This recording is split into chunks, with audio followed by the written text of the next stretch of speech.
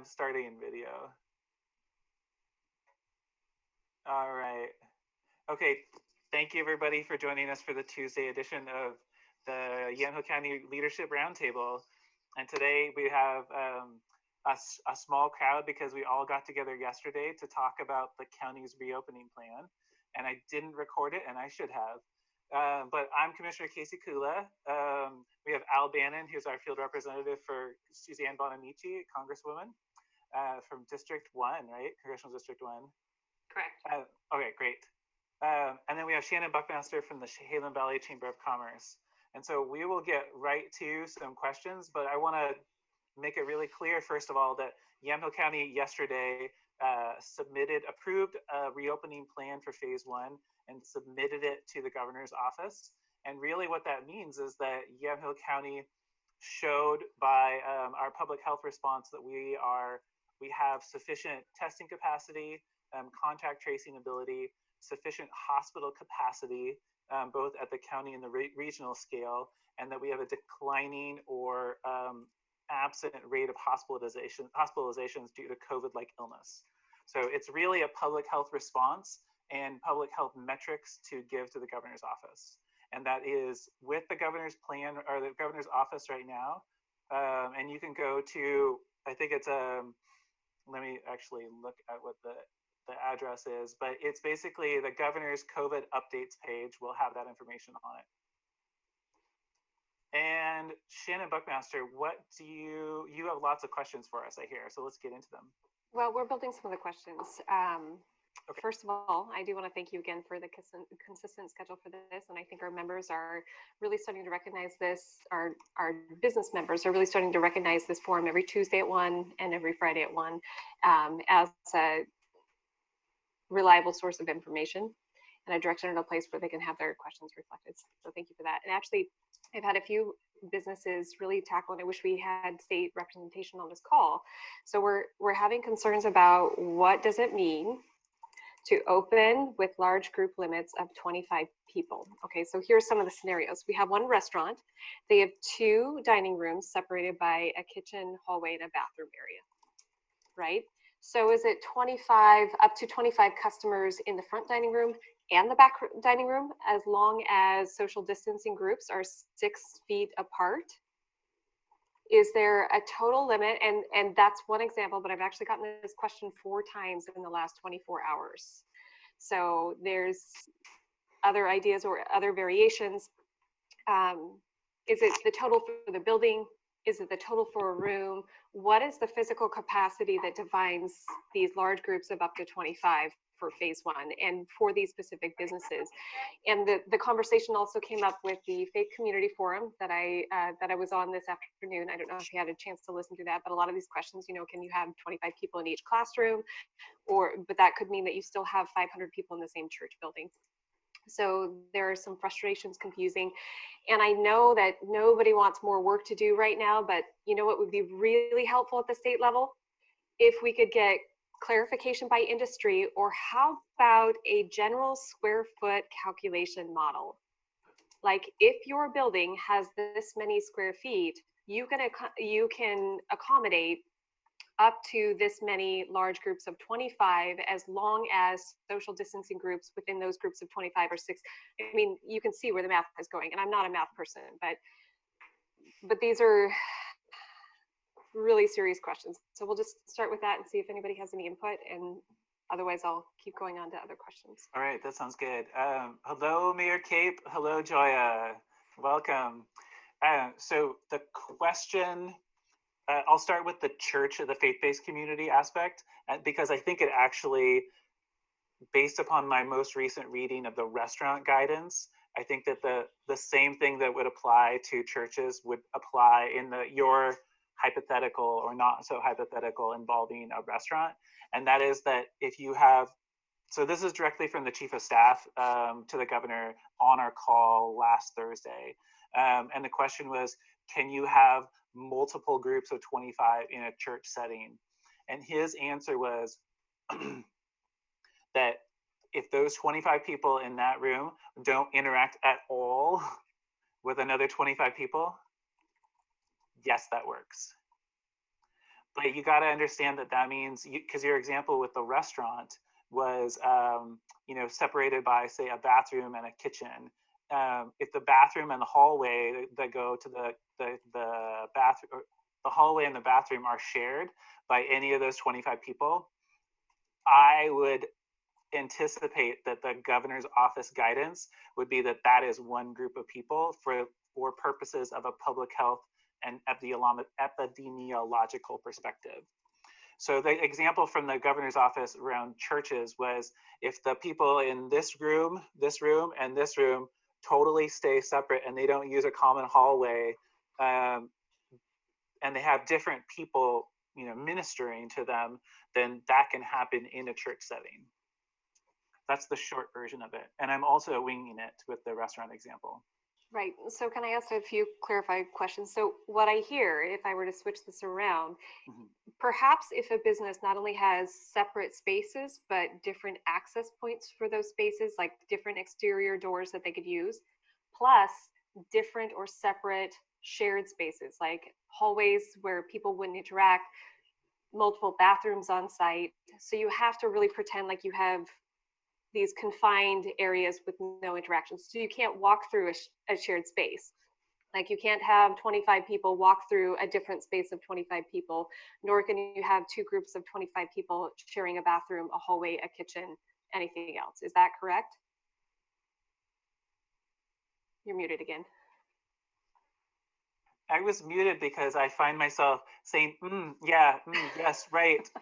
Active listening is not appropriate on Zoom. But I was also pulling up the restaurant guidance while we were talking.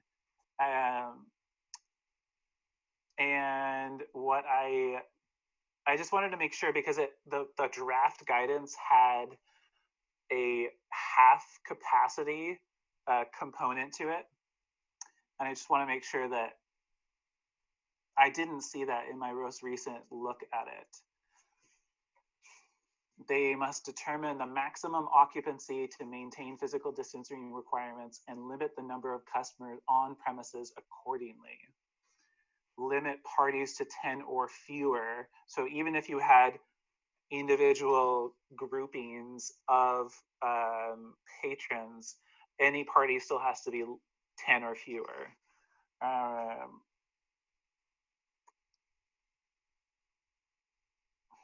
Okay, so to clarify again, so one of the questions we got was from a wedding venue, right? People want to have their wedding ceremonies again, and ideally you have both the restaurant capacity opening up and you have the retail capacity. If we consider that the space itself is a retail function, right? That's the product, a big open room. So under this situation, it sounds like wedding parties or people attending weddings would still be limited to a total group of 25 with shared spaces. Right, that's how I would interpret it, and that's how the church example would, from the governor's office, would be interpreted in a new scenario. Right, it's just a different word essentially, but we're still maintaining the 6 foot, and we're maintaining the 25 person total party capacity, right? But that would also require saying like, you are bathroom A for your porta potty and you're bathroom B for your porta potty. So I just, if wedding organizers can do that, my reading of it. So if that were true, then if we look at a total capacity of 25 people, but no groups, no small social isolating together groups larger than 10, how do you keep that separate if they're all coming to one event? Right, so the example that I was reading is that parties of 10 is for restaurant seating. So you can't have a party larger than 10 at essentially a single table.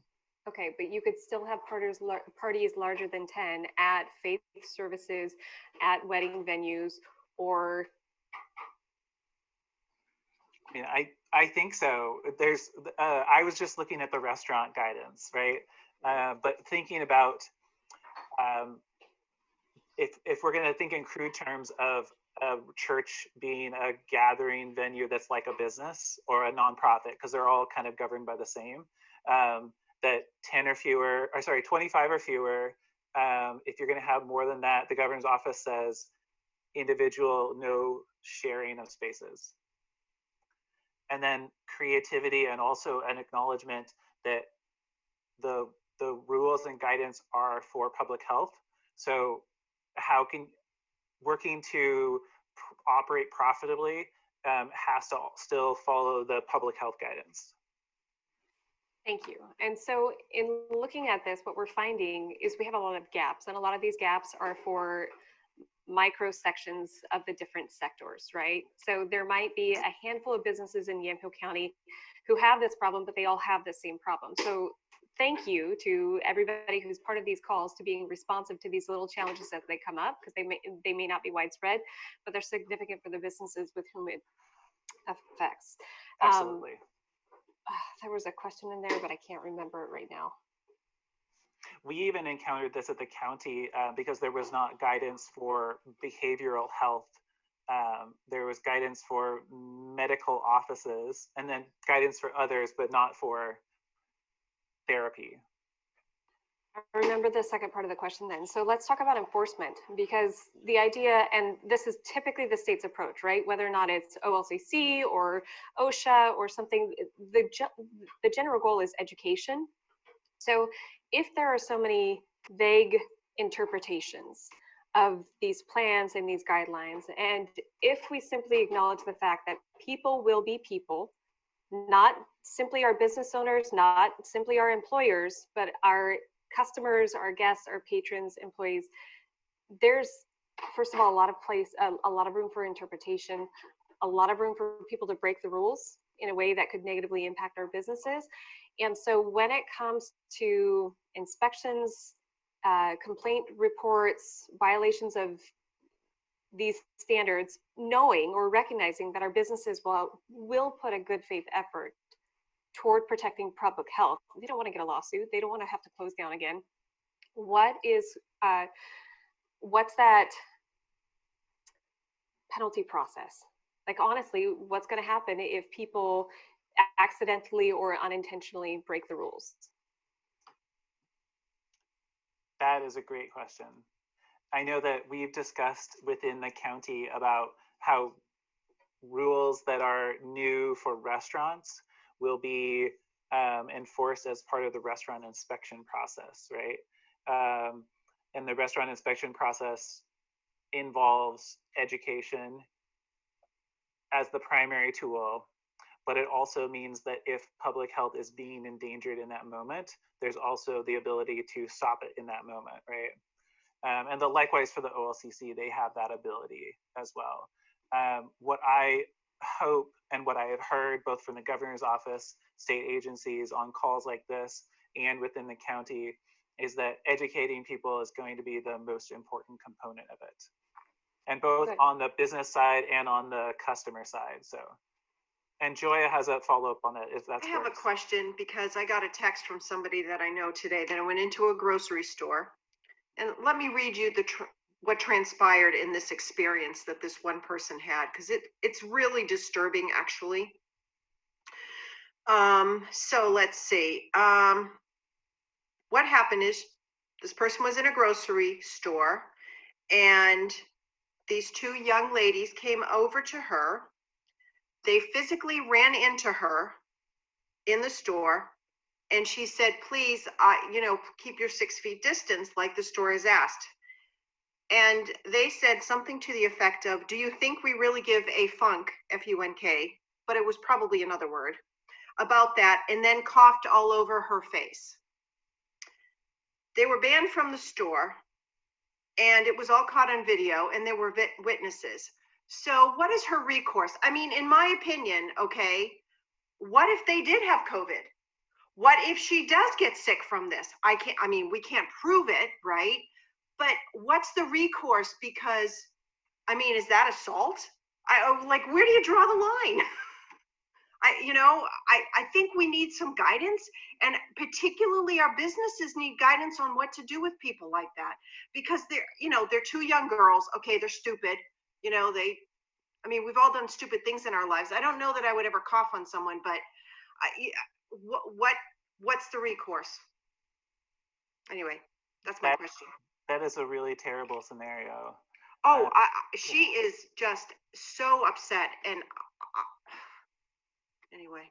So I seem to recall from Washington State that a gentleman who was being detained, who was being arrested, coughed on the police who were arresting him, and said a similar thing, like, or he said, I have coronavirus and I'm coughing all over you, and he was charged with assault. So, yeah, what I thought. This is a big deal, right? Mm-hmm. I mean, it's essentially a threat against somebody. I mean, she could die from this. Right. I mean, really, is that assault with a deadly weapon? I mean, it's that could be stretching it, but she's 50 years old. I mean, conceivably has asthma. So anyway. Yeah. Well, I would say that this is definitely an area where we need to have some clarification, right? About what is the responsibility of a business owner or their representatives, their employees, and then where does the responsibility shift over to the person who is abusing somebody or who is not maintaining their space, right? Right. The perpetrator, right? Yeah. Al, have you encountered anything like this in terms of because it is a national issue, right? It is a national issue, but all of the enforcement is by the state and I think also by county. So we haven't had conversations about that. Yeah, so I don't want to, I could speak off the cuff, but I'm not going to. So yeah, we have not had any official conversations about that. No. Yeah. Not that I've heard. Well, what I will do, Gioia, with that is I will reach out both to the sheriff and to our public health HHS director and see what their thoughts are going forward, especially in light of at some point here in the relatively near future, I'm assuming that we will be admitted into phase 1 as a county, and we may need to be addressing this with lots of people. Yeah. And I think some guidance for businesses, because we don't want to be blaming businesses for bad behavior of other people. And unfortunately, the business is the first place someone who's going to sue is going to go. And I just want to make sure that, we're protecting the public, but we're also protecting the business. If we can give them some guidance on how to manage that. Do you call the police? What do you do when someone is just being a total jerk? And, the world's full of them. And look, we've been locked up for 2 months. I get it. I get how cuckoo some people can be. But it would be nice if we could have some guidance on that. So I appreciate that. I also have a question. I got asked, can restaurants have indoor seating yet? And I don't think we can. Oh, what? Sorry. Oh, I just wanted to make sure that Shannon Buckmaster, if she had further comments or further questions, she had a list, but I could address that one real quickly. Gioia is my friend. I'll happily share with her, and we know that I have endless questions, so it'll give you a break from hearing my voice. Okay. Thank you, Shannon. I appreciate that. Thanks.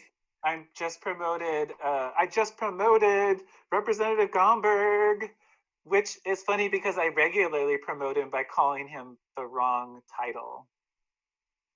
Hello, Representative Gomberg. Okay, so your question about indoor seating. Restaurants are not allowed to do indoor seating until their region or their county enters phase 1. Okay, great. Shannon, the endless list of questions. Follow on, and this may be for the more at the city level as well, because I know a lot of this has to do with city regulation and permitting.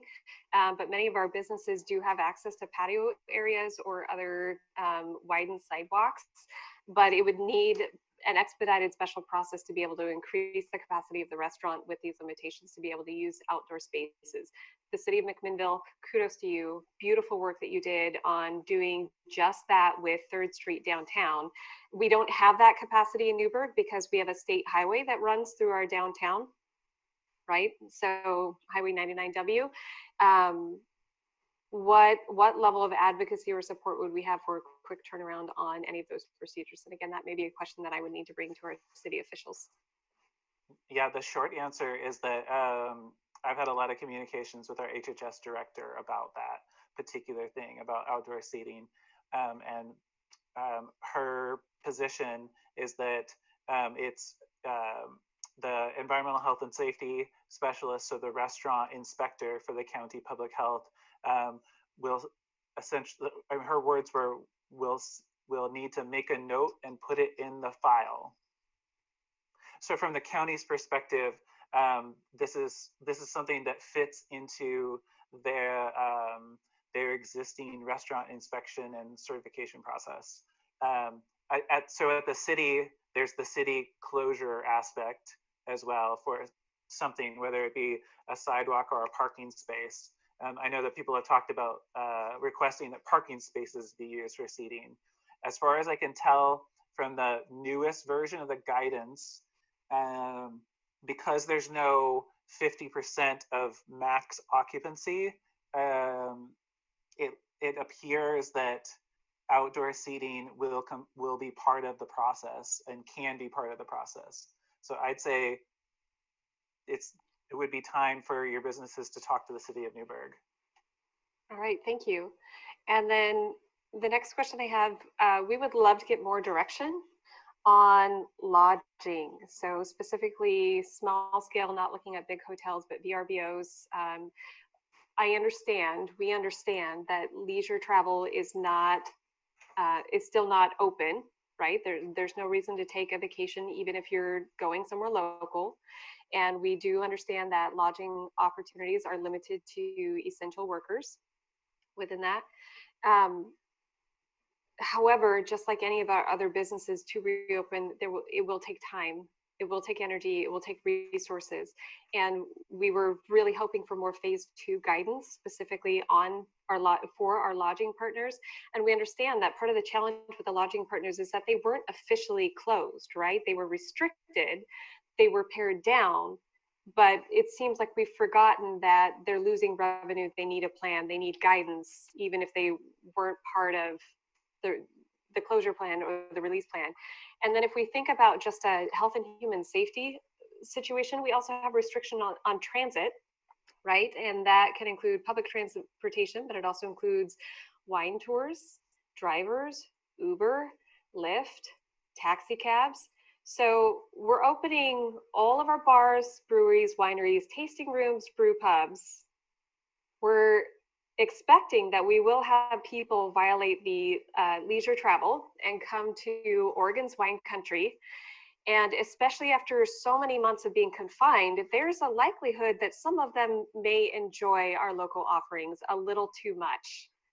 And so then we have a different kind of a public safety issue where we're either not providing transit, not providing lodging, or ignoring the fact that these people need to get home somehow when they've perhaps had too much to drink, especially if they didn't plan to have a designated driver. So that was another gap that we've kind of figured out this week. It's opened that can of worms. Question, Shannon. Such a long question. Can you imagine if we were at a town hall, there'd be somebody who would take the microphone from you for that one. So real quick, if I can think back to this, and we have a transportation expert here, and we have a state level expert there. So Representative Gomberg, feel free to clarify if I wander too far afield, but I'm pretty sure that,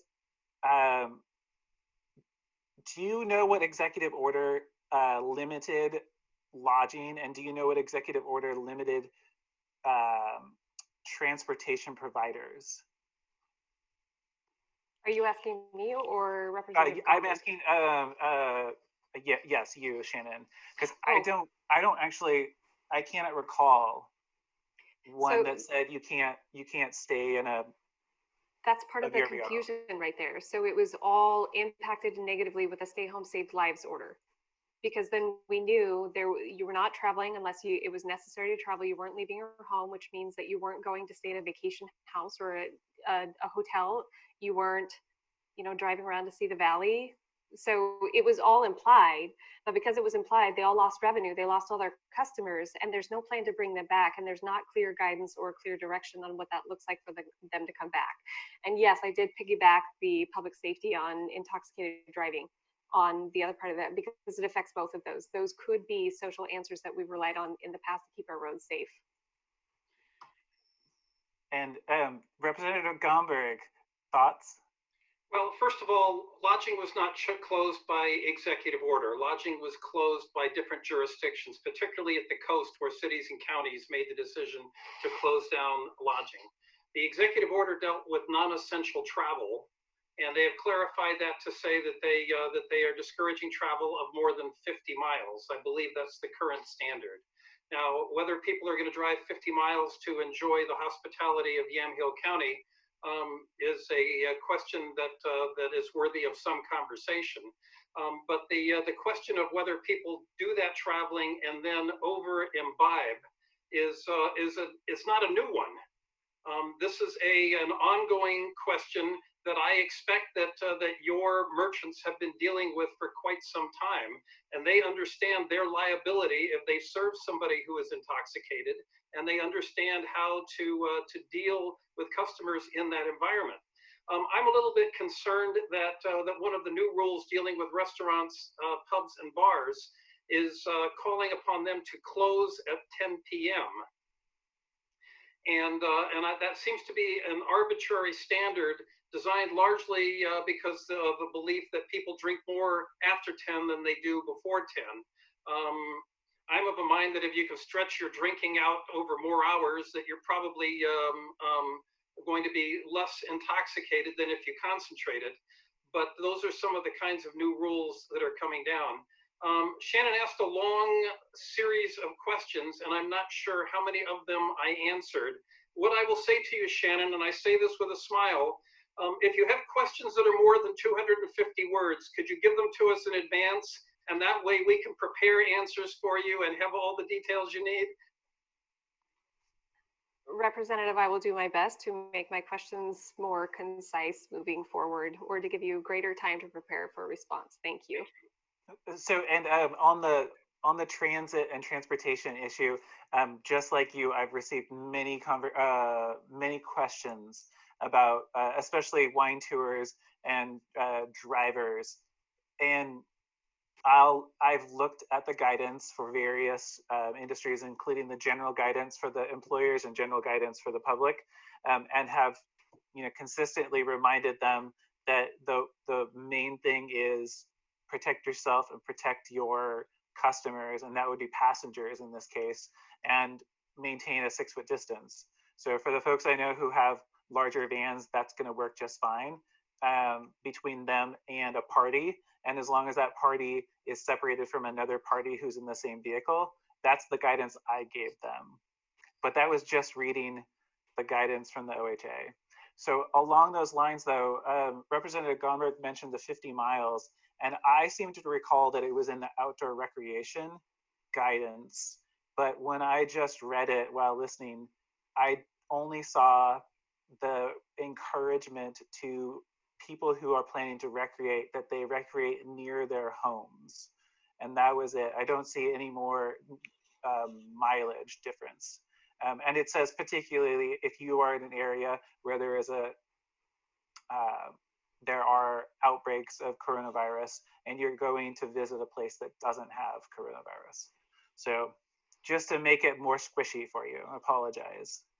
And thank you, Representative Gomberg. I think it's right that the OLCC and businesses work really hard to identify and stop overconsumption. Well, and I just want to be clear, Commissioner, and everybody, if I seem snarky, I apologize, but you have tended to come to us with fairly detailed questions, and if we can get those in advance, we can get you better answers. Yes, yes. Shannon, I'm happy to begin the process of fielding another extensive question, though, because we do need to get these out there so that people know what you're talking about and thinking about, and also the questions that you're fielding. Thank you. Those were actually the questions that I had planned for today. But I do try to limit my questions to questions that I receive from multiple business partners. So again, that you have relevancy, and it didn't seem as long when I was asking it in my head. So I appreciate your patience. Thank you, Representative Gomberg, and I'll do best to shift. I'll do my best to shift my communication process. You're so diplomatic. All right. So thank you, both Gioia and Shannon, for the questions for the business community. Again, they're going to be things that we're going to need to just work with businesses on a daily basis, fielding complaints and calls and concerns, and getting as many answers as we can. And sometimes we probably won't have an answer. Representative Gomberg, we were talking about the county's submission of a plan to reopening, but I would love to hear your perspective, both from the coast. I spoke with the chair of the Lincoln County Commissioners 2 days ago on reopening and concerns from the coast and concerns from the valley. Well, I'd say that out here at the coast, we are of two minds. About half the people here are saying we're very concerned about our businesses. We're concerned about people that don't have jobs. The health concerns are overblown. Let's open up and get back to work. And then we have the other half of the population that is saying we're concerned about the health effects. We need to tighten the restrictions, and we're very, very troubled by people that are traveling here from areas with higher infection rates to recreate. The coast was packed this last weekend, and that got the attention of an awful lot of people. What you have seen is that all of the coastal communities are in line for a reopening evaluation. My understanding is that the applications are going to be taken in the order in which they were received. And so I do not know how long it's going to take to review all of those applications. And we are also troubled by some of the groupings of counties, particularly into health districts, where Clatsop County is linked with Multnomah County, Lincoln County is linked together with Marion County, and that may in fact cause some hurdles that we need to overcome before we get the green light to make some changes. Certainly on my front burner continues to be the issue of getting people money that they are entitled to, that they are in need of, and that they are waiting for. That continues to be an issue. It's not because we don't have good people working on the problem. The Employment Division are some of the best people I know in state government. They've increased their staffing from 100 claims takers to 600 claim takers, but the fact remains that people are waiting for those checks. They're waiting 4 or 5 weeks now. They're still getting error messages. There are 60,000 Oregonians that still have not had their claims processed. That's a huge issue that factors into the broader questions that you're struggling with, like mental health, domestic violence, crime, alcoholism, and related concerns that result when people are stressed, when they are uncertain of their future and they're hurting.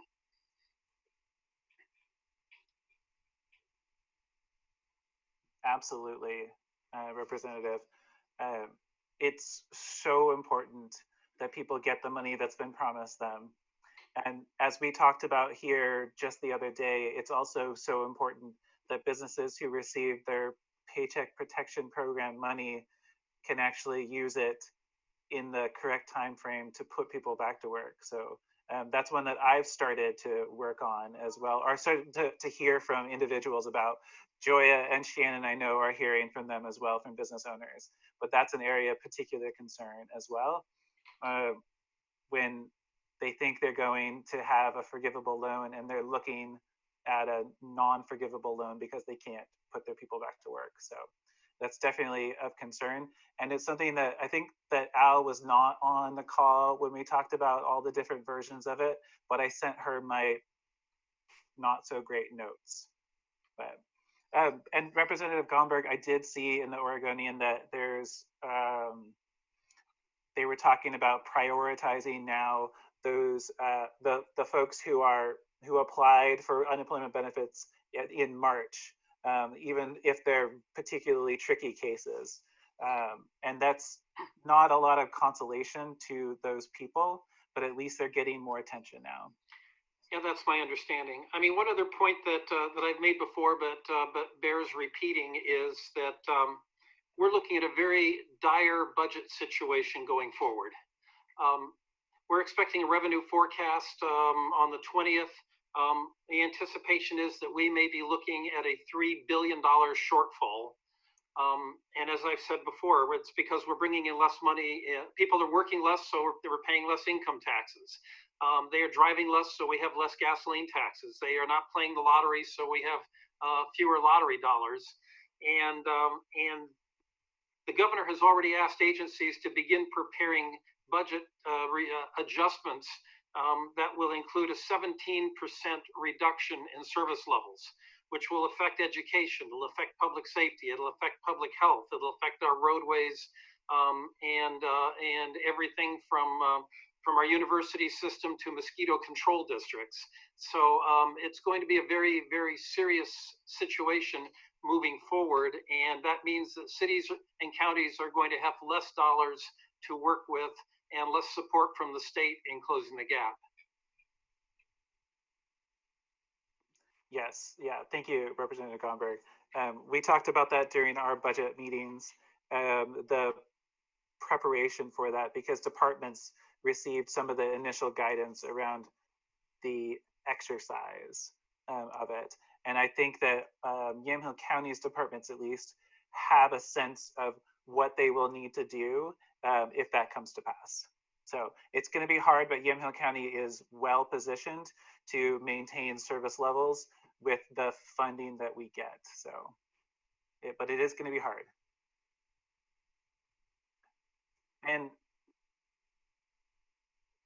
Commissioner Kula, I just wanted to say about the PPP extended deadline. It is written into the CARES 2 Act, the bill that was released this morning that will be voted on later this week on Friday in the House. So, of course, it has to pass the House and then the Senate, but it is currently written into the House bill that will be voted in on Friday. And the Congresswoman did a lot of advocating on that. She heard from many businesses all across Oregon about the need to extend that deadline, and is very pleased to see that it's written into the bill. Great, thank you very much. Yeah. And I know that Mayor Cape will offer a suggestion that money be made available to cities to pay for water service and such, but he can say that to you on his own, but I just wanted to point that out. Yes, Mayor Cape, I appreciate it. I already have those in my notes for today because I emailed with Michael Thomas this morning. So I'll mark ×2 on my notes. Perfect, and he's here in virtually. Watching. He is watching. Right. So yeah, Right. Exactly. Do you have anything? That's a really big, exciting update, federal update. But is there anything else you would like to share? No, to be quite honest, we're still going through the bill right now. And I'm gonna wait to go in much more detail about it until I get the report from our ledge team. If there are specific questions, I can try to speak to, but we just had a very brief meeting about it this morning, and I did know about the PPP thing, so I wanted to mention that since I know that that's very important for many businesses. I don't have much more detail, so if folks want to ask questions, you can, and I can do I will look into that and get back to you. Yeah, Gioia, go ahead. Yeah, thanks. So tell me again, did it pass the House and it has to go to the Senate, or they're still working on it? They're still working on it. It is going to be voted on the House on Friday. Going to the House on Friday, and it will go to the Senate on Monday? Correct. We think? Yes. Okay, cool. Yeah, Thank so you. members of the House are reviewing it right now with their teams, and then they will go vote on Friday. And then assuming it passes, then it'll move to the Senate. Do we foresee any issues at the Senate right now? Have we heard? Yes, it is a partisan bill. Oh, Partisan. partisan, Yes. not bipartisan. Not bipartisan. No, it is partisan. It is the Democrats are using this space to make their priorities known, because they are lifting up the voices that they've heard in the states and what folks need. So they are writing it people first. So Okay, all right, thank you, sorry. All right, thanks, thank you for that update. Yeah, of course. So when you know something, you'll send us like an email or something, could you do that? Yep, That'd be absolutely. great. Yeah, it Thank most you. likely won't come out until Friday. That's fine. But as soon as our comms team releases something, I'll forward it along to That would be- everyone. Maybe I'll just give it to you, Commissioner Kula, and you can CC everyone. Thank you. Thanks, Al. Appreciate your help. Thank you. And all you're doing. Thank you. And Al, while you were doing your update, I thought I should go ahead and look to see if the SEDCOR PPP exchange is up and live, and it is not yet. So soon there'll be a way for businesses, local manufacturers who are producing personal protective equipment to sell in bulk to other businesses and chambers. What I understood is that at least the Salem Kaiser Chamber intends to do a purchase on behalf of its members and then act as the distributor. I think that's so great. I think that's such a great model. Yes, me too. And Shannon's comment was that Abhishek expects that to come out later this week. I know, but I heard Tuesday at one point, so I thought I would just check. Yeah. Thank you, Al. Is there anything else for Al right now? All right, great. Mayor Cape, what would you like to tell people in the community? Thank you. Yeah, sorry I was a little late. I lost track of the time. So, but I'm glad to be here. I would like to real quick recap. Last Wednesday we had our council meeting. It was a very long one. Went until I got home at about 11:30. So, but we were able to move forward on a couple planning items, and so we'll see how those move forward, if there's any appeal to LUBA or whatnot. Hopefully not. I think there's some good in both those projects. I do want to continue my appeal for funding for water utility accounts. I think that's a big one that has kind of been overlooked. And I would like to say, though, there is that grant program out from Business Oregon for small businesses, and we have partnered, I found out, with Willamina and Sheridan and us, and maybe another community, I can't remember which one, to where we could apply for some of those grant funds in order to help businesses with their water utility accounts. So potentially we're looking at, if that gets awarded, about $37,000, I think, for businesses in Amity alone. So that would be a huge benefit, and we're continuing to look for other options for the citizens in Amity for their homeowners accounts as well. So I think that's the big news that I have to share. Yeah, so thank you. Yeah, thank you very much, Mayor. And I just asked Shannon if she had more questions, because it's a kind of intimidating being in the hot seat, I must say. But Representative Gomberg is clearly familiar with it, so yeah. But she does not have any further questions for me today, so we'll work on it for next time. Are there any more thoughts? Because we can actually wrap up early since there aren't 25 of us on this call. Okay, well, I am very grateful that all of the mayors especially showed up yesterday on short notice to let us know their thoughts on the plan. I think that for some city councilors that I received emails from, they were very concerned by the idea of a plan that they hadn't seen, because the idea of a plan, it makes it sound like we're making up things. And Mayor Cape and Representative Gomberg both hadn't joined us yet when I was explaining that really a plan in this context is, are we meeting the requirements of the governor's office and the OHA for the public health preparedness? And that's really what it is. And I think that a lot of councilors, at least, were pleased to see that that's actually what we were doing, and that it was a public health response primarily. All right, any last thoughts? And yes, I will get the video up as soon as Phil at McMinnville Community Media gets it to me. Thank you all for joining us here once again, and we'll see you on Friday at 1 p.m. Thank you so much. Take care, Thank all. you. Good to see you.